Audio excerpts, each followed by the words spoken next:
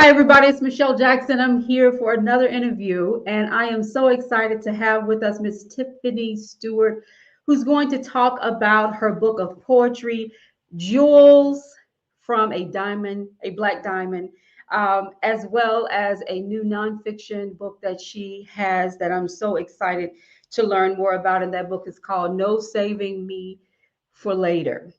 And Tiffany is someone who I ran into or got to know as part of the chapter one writing competition. She was one of our winners of the poetry competition.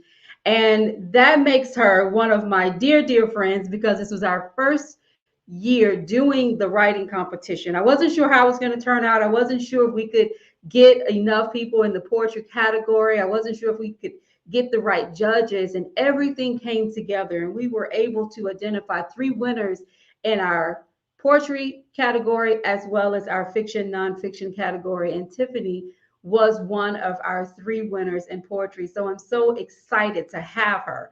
But before we bring her on, I want to do a couple of things. One, I want to ask you to share this on your Facebook, YouTube, and your Twitter and Instagram account. I want you to help us to get as many people as possible to view our interviews. These interviews are not about me, they're all about the writers. And as you know, I love our writers. I love them so much because they bring so much originality and so much creativity to the Black Writers Workspace. And they're what the whole workspace is all about. So I do ask that you share it on your social media sites. I also ask that you go out there and learn about our new platform, which is directtoauthors.com. And that particular platform is for independent and new authors. It gives you an opportunity to post your book.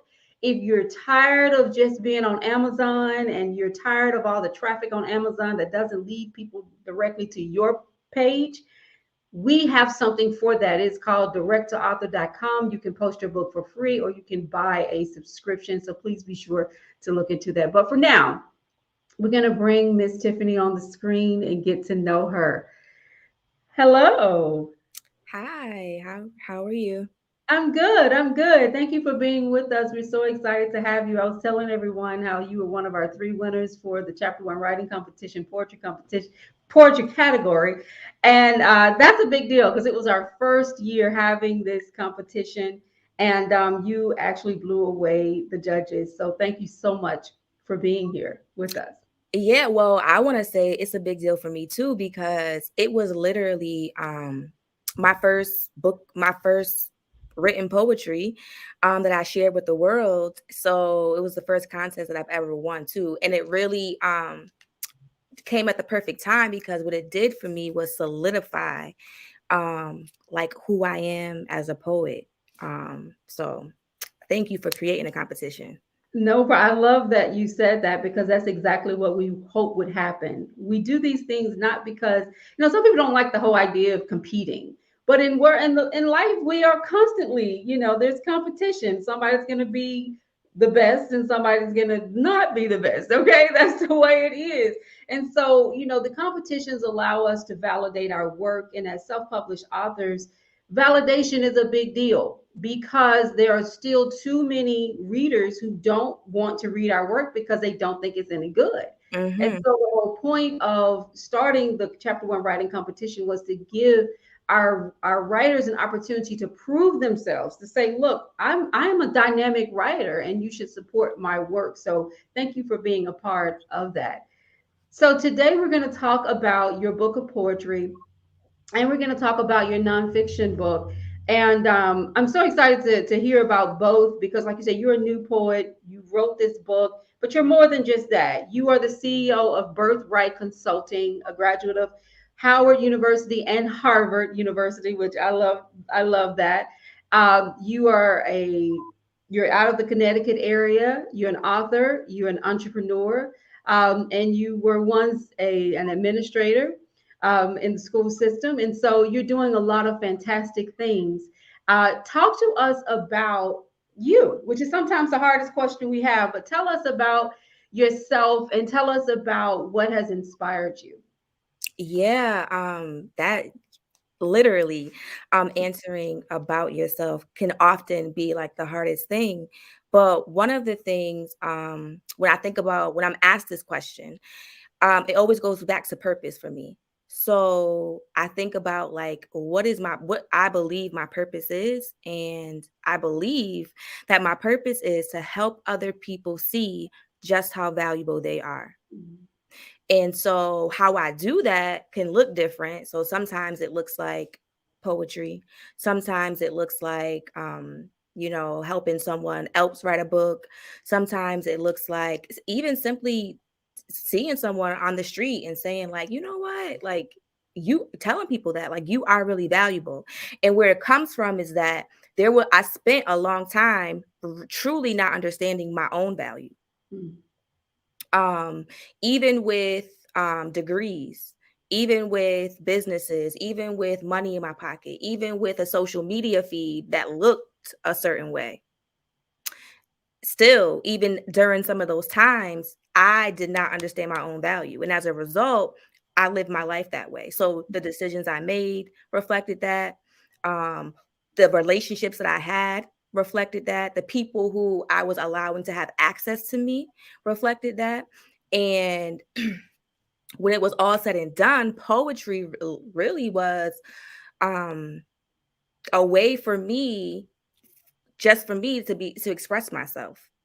And then I decided I'm going to share this with the world. And so what I did was I sold my first copies of this book for $1 online. I'm like, you can buy it for $1. And all my family and friends were like, oh yeah.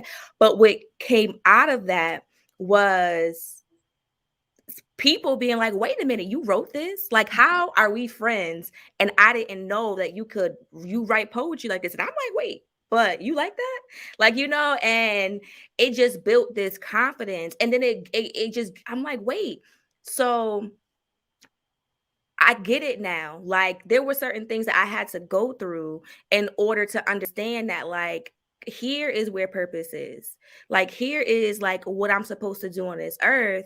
And then for it to win a competition. See, you didn't know it, but like how big and major that it was for my life, because it became like like this real thing for me. So, yeah.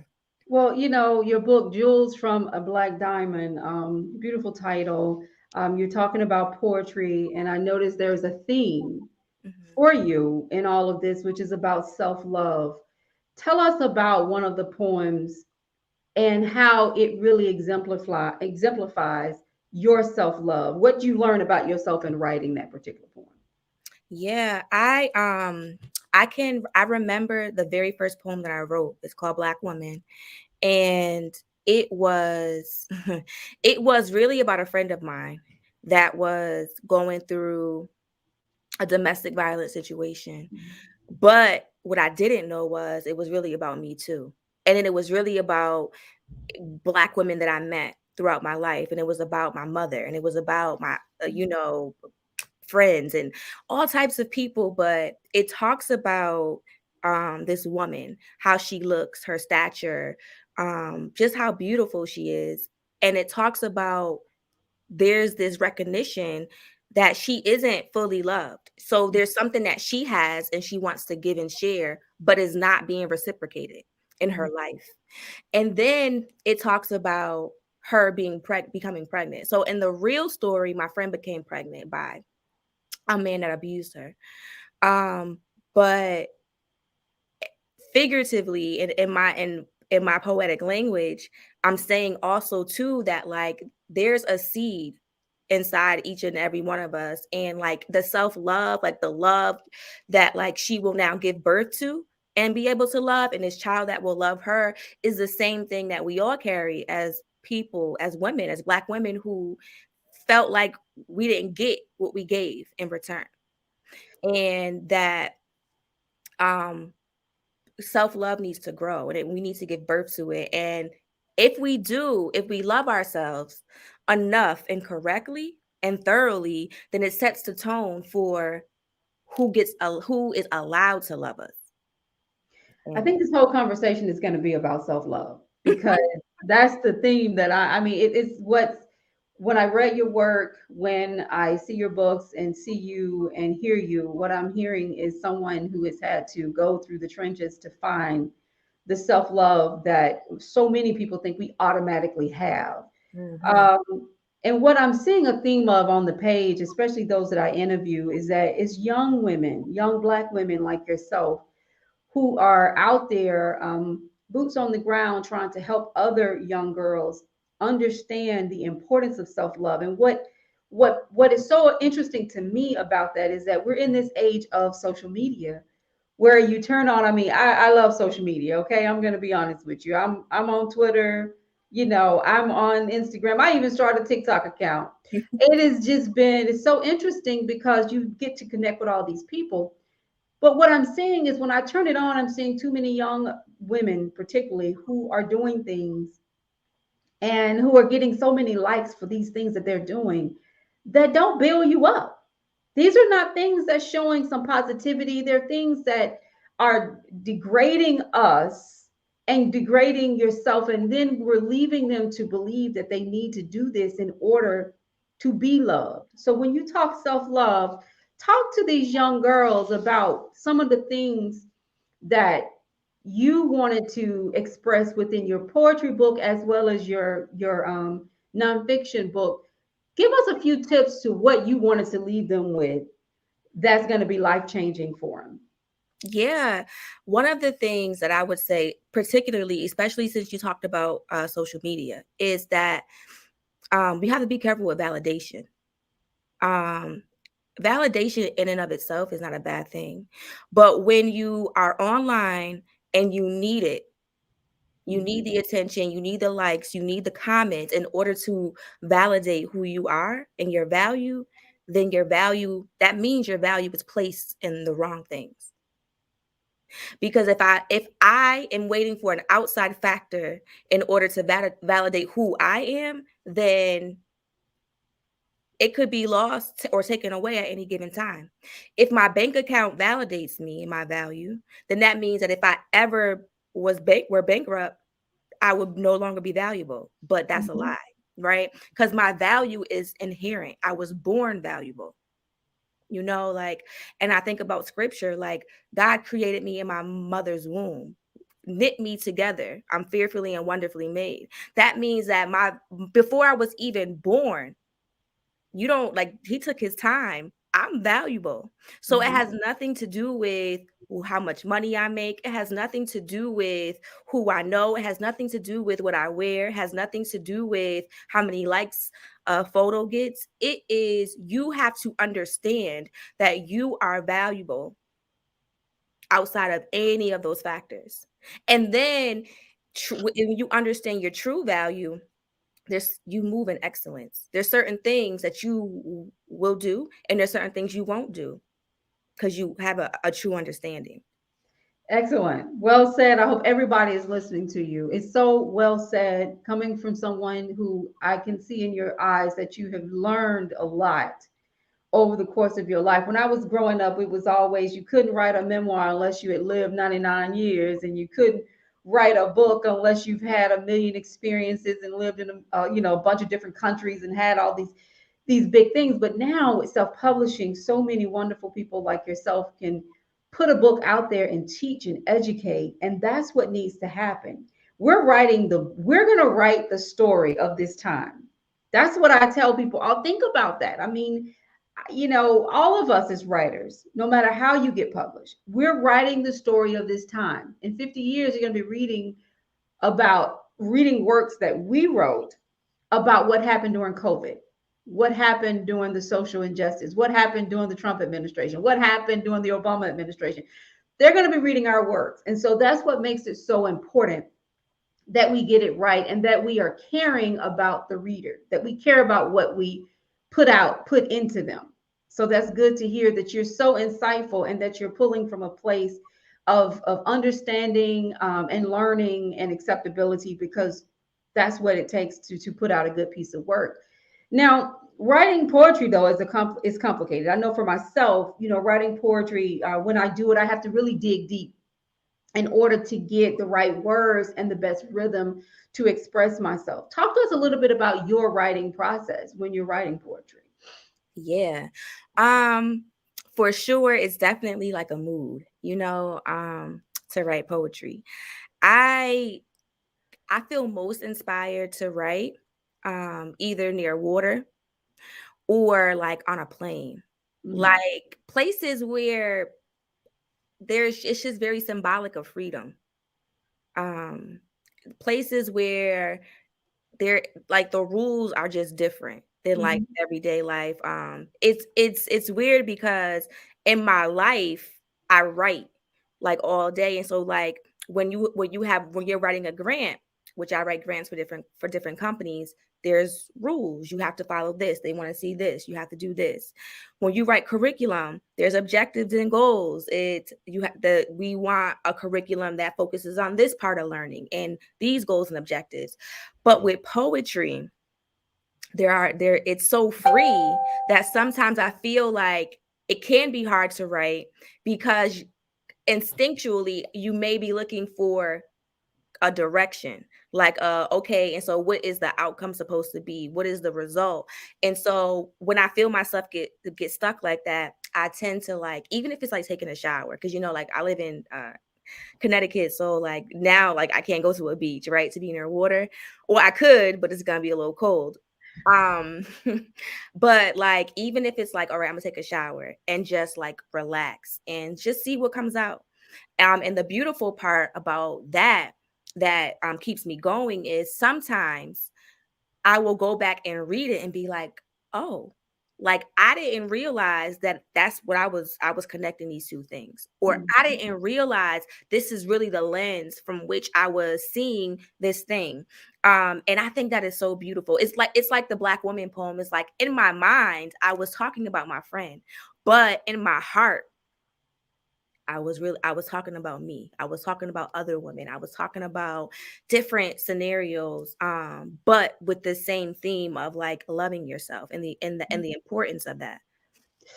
Absolutely. It's funny you said that about flying. I always tell people that when I'm flying, I'm closest to God. And so the thoughts, the ideas, the writing, the everything just pours out of me when I'm in an airplane, which is just so interesting that you brought that up because I feel the same way. I think that the writing, I think all of our writing is very personal. I don't think that there is a character or a scene that we set that does not have something to do with us. It doesn't matter if the character isn't specifically you, but there's pieces of you that you're going to pour in every character. And I don't even care if you're writing about Martians or if you're writing a children's book about talking bears. There is a piece of you. It's very, very personal. And so yes, I know starting that, to write the poem about a friend, you begin to see so much and feel so much, about yourself. So I understand. I could definitely connect with that. Now, you talked about your company, Birthright Consulting. Tell us a little bit about the type of writing that you're doing and I'm asking you this question because so many people on the Black Writers Workspace, we all want to be writers full time. I have a PR firm, and so I write full time, but it's not the type of writing, it's not the creative writing all the time. It requires a lot of research, and I do some of it is creative. I try to add a little bit of creativity to my press releases, but for the most part, it's very structured. So, talk to us a little bit about your company and the fact that you have been able to write full time. How did you make that transition? Yeah. So when I let me back up. So in 2020 is when I wrote the poems. And I remember like praying so hard to God before these poems. These poems were like different in my notes, but like right before this time, right before I published the book, I remember praying so hard and being like, God, if you just show me my gift, show me like what it is that like I do, and like it's like I'm in my zone and you can't, like, no one can touch me, like the thing that I do the best. And I always known that I was a good writer and I enjoyed writing, but I didn't understand that that was my gift. And so once I understood that, I said, okay. And I owned businesses before, so I wasn't new to entrepreneurship, but I had recently just separated myself from an individual, and so like that meant I gave up my businesses, I gave up the relationship, and I was like, okay, I'm doing everything from scratch, brand new. And I said, then I started like piecing everything together. I'm like, I'm starting a writing company. Mm. because I know that that's one thing that I can do that people need and that like I can deliver. And and I'm confident that what I deliver in that arena is going to be something that people are going to want more of. And so I said, okay, let's back up. What can I write? What types of things that people need? And so like I have a degree in education. So like I know how to write curriculum. Okay, cool. I curriculum writing is very technical sometimes. So like naturally I can write a grant, right? Because now I'm looking at the parameters and saying, okay, boom, boom, boom. I love creative writing. Oh, what about helping other people write books? Like that's a whole process. Like even Mhm. learning how to self-publish. The process of going through Amazon and Barnes and Noble and like all these different spaces, like people need help with that. People even need help with like being inspired to write, Mhm. but they have stories to tell, and so like I could help them with that. Marketing has become like, well, it's always been this big thing, but like especially as the world went virtual, right? So marketing, everything is marketing. And like people need words to help describe what they're selling, the services that they're offering, Mhm. captions for social media posts, newsletters, the emails that you see pop up in your inbox that get you to want to click on something. Like these are all like people are sitting down and writing these things. Um, and so I said, this is what I'm going to do. I'm going to be in my lane, and I'm going to start one of the best writing firms there ever was. Excellent. And you have Birthright Consulting, and I do ask everyone to support her, support Tiffany in everything that she's doing, because you're like a younger version of myself. I'm the same way. I'm like, I love words, and I just wanted to have a business that allowed me to use all that passion that I have for writing. I spent many years working in corporate America. I wrote policy for the state of Maryland. I wrote policy for banks. I ran malls for 10 years. But the only thing I ever wanted to do when I was a little girl was to be an author. That was it. And I just didn't know how to get there. And at 35, I published my first book. And it was the most rewarding thing I'd ever done. And it's nothing like having someone say, I read what you wrote and I got it. Oh my God, that's just like, you read it, you loved it, you got it. Okay, this is good. So that's so good to hear that you are branching out and doing what you love. The great resignation, which is what everyone is talking about now, the number of people who are resigning from their jobs, a lot of those resignations is about the fact that they're not passionate about the work. And so many of us work and work and work, and we go home and we feel so half full. And now people are going out and finding ways to use their passions to make money. And so I see that that's what you're doing. So, Tiffany, let's talk a little bit about, before we talk about your marketing and your self publishing, tell me a little bit about No Saving Me for Later. I know that it's about self love as well. But tell us a little bit about it, and then are you comfortable with reading a poem for Yeah, us? Okay, absolutely. great. So tell us about that book, and we're going to let you fill the whole screen up so that you can be the one on the screen without me. You don't need to see me, and you can read your poem. Gotcha. So, no saving me for later. So this I wasn't planning to write this book. It wasn't something that I even knew I was going to do. I had just released the book of poetry, and I'm like, loving it, so happy about the response, and just similar to what you just said about like it was one of the most rewarding things I've ever Mhm. done, a decision that I was so proud of. But as I told you, I have a story. And in the middle, like now, mind you, I'm in the middle of like trying to start my own business, trying to figure out my life, adjusting to something that is totally new. I'm in counseling. Just, like I'm like really doing some deep healing work. Mhm. And boom, I'm in the shower in the book. Like I just start writing. I don't even know what I'm writing. I just start writing. And I remember the question I asked myself before the words began to pour out, and it was, how did I end up here in this situation? I was in the shower, and I said, how did I end up here? And the words literally just came out. I mean, the title of the book, the whole first chapter. I'm on my notes in my phone, and I am just writing faster than I can even think of the words.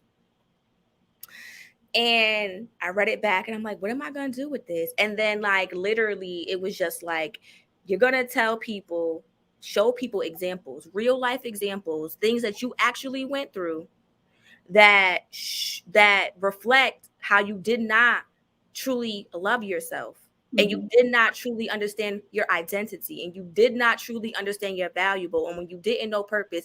And then you're going to show them how you found those things, how you learned those things, and you're going to just say it straight up and down. And that's what that book is. It's literally me. It's saying, hey, I know that, like, it could have looked this way. Like, I was there, like I was that girl. Like, I was somebody who you felt like, oh, she has it all together. But I didn't even love myself. What do I really have? Mm. Mm. Like, and I'm gonna expose this because, like, this is not that's not real. You can't really live in the fullness of your life like that. You can't do it. You can't. You could look like it, but if that's what you want to do. But, like, no, like, you have to understand, like, you have to experience life differently. And, like, there's a lot of people out here doing this either secretly or openly. But, like, I'm here to tell you today, like, if I could help it, like, listen to what I'm saying, because I know.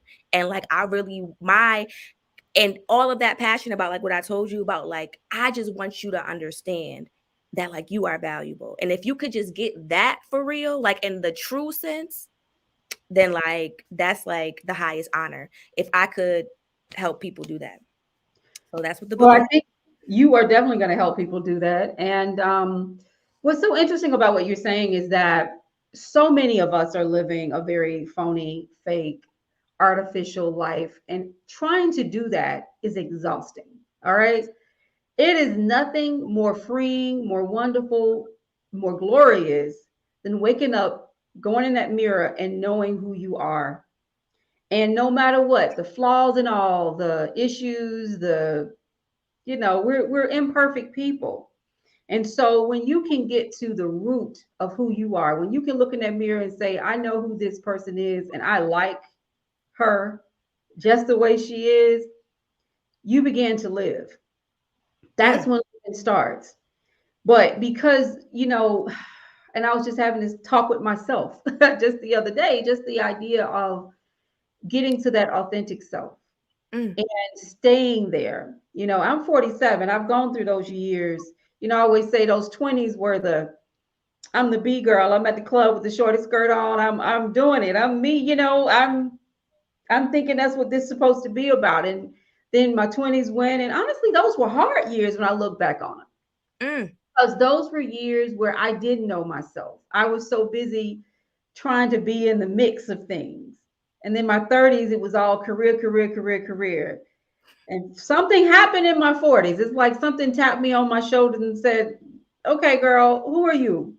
What is mhm. this that you're trying to do? And for those of you out there who aren't a woman who may not understand this, it's hard to It get to is. an authentic stuff because people want you to be phony in many ways. They keep you phony because it's kind of it's a comfort zone that they're being phony. They want you phony. So when you begin to find your real self and get comfortable with you, some people fall away because they can't handle Mm, your realness. mm, And so that's great that you wrote a book about it. I encourage everyone to go out there to get this book, to read it, and to learn from it. Thank you for listening to you to write it. And mm. that is a big piece of what we have to do as writers is to start listening to ourselves. Jeez. So talk to us. So you are self-published. Talk to us a little bit about your process of self-publishing and your marketing. I know you said you sold your first book for $1. This is always a topic a lot of our writers want to know about. Mhm. But talk to us about your self-publishing process. Yeah, so I well, one, I had an amazing circle of people around me who, like, I mean, everything from, like, helping me get the space for the location for the book cover, and my friend doing my makeup and finding my dress, and my cousin putting everything together, and helping me find a photographer to shoot me. I mean, literally, like, I just had, like, an amazing support system around me, people who wanted to see me win. Good. And my cousin she's not even a videographer, but she was chopping up clips of like from the scene and putting little pieces of the book on Instagram, and people resharing it, and we're just trying reels and just doing all these different things just to like, because of like the pure like love and belief and what was happening. And like that was like the marketing process. And like after that, then I was like, oh, hold on, like I could go further than this. And so like I remember approaching Barnes and Noble, and it was during the pandemic, so they were like, well, we're not doing this, we're not doing that. I'm like, well, what are y'all doing, and like how do I get it done? And like people were like, no, and I emailed back, and like, why not? Like, like really just being adamant about I believe in this and what I'm like presenting, and I'm gonna act like it. And before I knew it, people were emailing me saying, hey, do you want to come on this podcast? Ariva Martin, her team reached out to me last year when I first came out with the book, and they were like, do you want to go on the special report? And I'm like, I couldn't even believe it, because I'm like, this woman who is like so well accomplished with all these hundreds and thousands of followers, and like you found me. But prayer was in my marketing plan. Yeah. I just want to like, like I just really want to say that like it wasn't like God literally just had so much favor, and continue to have so much favor on me. And so like that's a part of my marketing plan. I want to be very specific in saying that, because it's not just like a me thing. It really is like God has been so good to me in this journey. So yeah. Excellent. I know when I saw your picture, I think I sent you an email and said, I love this picture. It's beautiful. And it really was. I didn't know your cousin and everybody had to do with it, but the dress, the picture, you look so confident. And I love that about everything that you do. You've got a lot more books in you. You've probably got about 20 more books in you. I see it and I believe it because you're listening to yourself. So many of us as writers, we just don't listen. It's like, I say God, I believe in God, but for those who don't, there is someone tapping you on the shoulder and saying, write that book, tell that story. You have to listen and move. And don't get me wrong, when that passion comes up and when those ideas come to write, everything is going to tell you not to. Okay, I don't want anybody to think that you get the feeling to write something and it becomes an easy process. I wrote my first book, sent it off to get it published, and then became so afraid of it getting published, sat on it for 6 months to approve. And so it happens. You become afraid, but you have to do it afraid. You have to keep going because there's somebody out there who needs to hear your story. And for me, even if it's one person who can pick my book up, read and learn something and grow from it, I've won. I'm good. I can go to bed at night knowing I did what God told me to do and know that I helped somebody. So I'm so happy to see that you are listening to yourself. That is so, so important. But now I want you to read something from your work. I'm going to put you on the screen and then we're going to wrap up.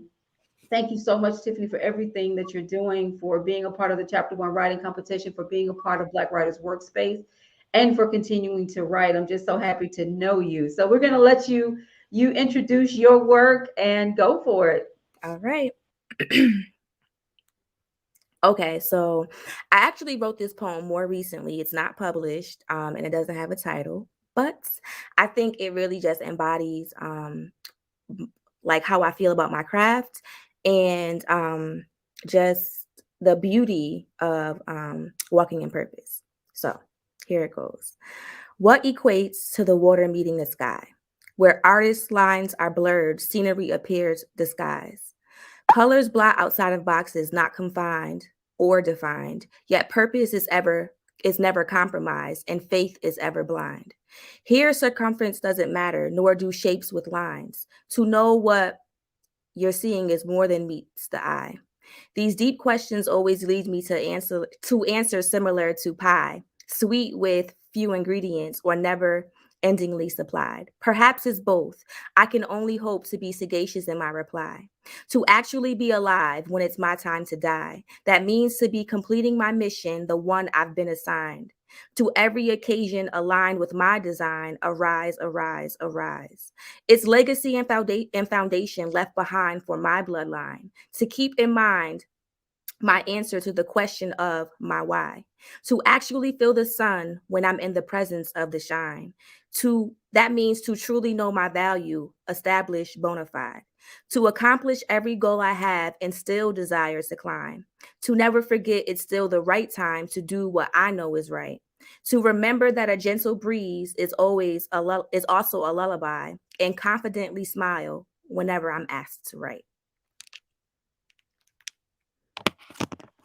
Excellent. Thank you so much for sharing that with us. So, Tiffany, I'm going to take you off the screen. Thank you so much for being with us. I don't want you to leave me though. Okay. I just want you Okay. to hold on. I'm going to say goodbye to our audience.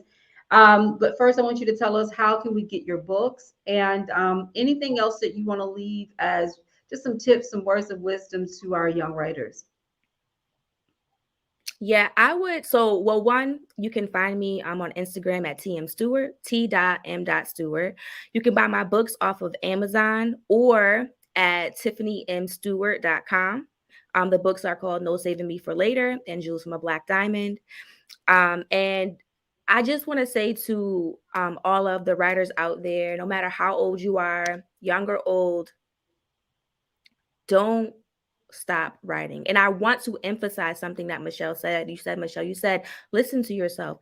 In fact, you should definitely listen to yourself because someone once said to me that the process of writing is for the writer, but what the words you put on that book, they're for someone else. Mhm. And so just remember, it's not about you. It's not always about you. So.